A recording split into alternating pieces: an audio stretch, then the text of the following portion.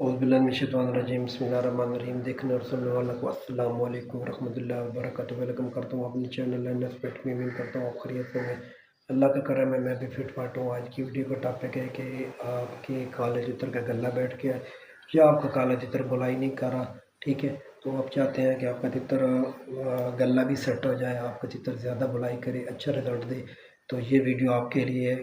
ठीक है, काला तितर है, दक्कनी तितर है, जो भी आपका परिंदा है वो अच्छी तरह गला नहीं, मतलब है उसकी आवाज़ नहीं निकल रही, गला बैठ गया है, दूर से आवाज़ सुनाई नहीं देती, बिल्कुल धीमी हो गई, आवाज़ बारीक हो गई है।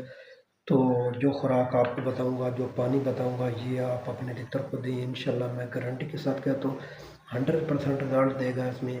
ठीक है, लेकिन आपने वीडियो अंत तक वॉच करनी है, वीडियो स्किप नहीं करनी। वीडियो स्किप करेंगे तो आपको कोई बात समझ नहीं आएगी। जो भाई चैनल पे नए हैं उनसे गुजारिश है कि चैनल को सब्सक्राइब कर दें, बेल के बटन कॉल पे प्रेस कर दें, ताकि जब भी इस किस्म की कोई नई वीडियो अपलोड की जाएगी तो आपके पास नोटिफिकेशन आ जाएगा, आप आसानी से वीडियो वॉच कर लिया करें। कोशिश कीजिएगा कि वीडियो अपने दोस्तों के साथ शेयर कीजिएगा। सबसे पहले बताता हूँ कि तितर का गला क्यों बैठ जाता है। गला इसलिए बैठता है कि कुछ तितर ज़्यादा बुनाई करते हैं।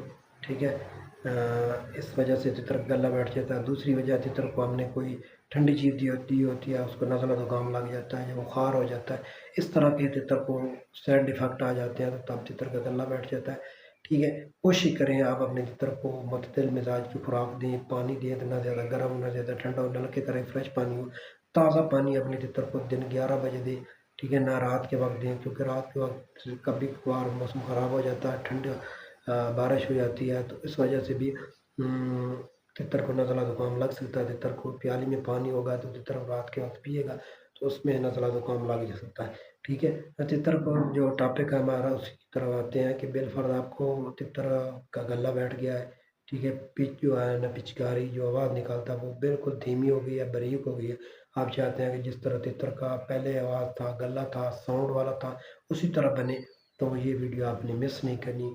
वीडियो आपने एंड तक वॉच करनी है। इंशाल्लाह जो दवाई बताऊंगा वो 100% होगी, आपका तितर का गला हमेशा की तरह सेट हो जाएगा।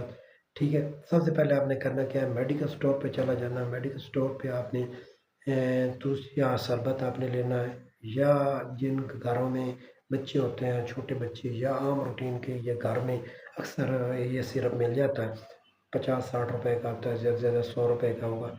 घर में नहीं मिलता था, मेडिकल स्टोर से ले लें, तुलसी या शरबत आप ले लें। ठीक है, वो आपने आधा ढक्कन तितर की प्याली में डाल देना है। ठीक है, ऊपर से पानी डाल लें तो आपकी मर्ज़ी, न डालें तो एक ढक्कन तितर की प्याली में डाल दें, ऊपर कवर करके रख दें। लेकिन शर्त यह है कि दिन तितर को प्यासा रखना है।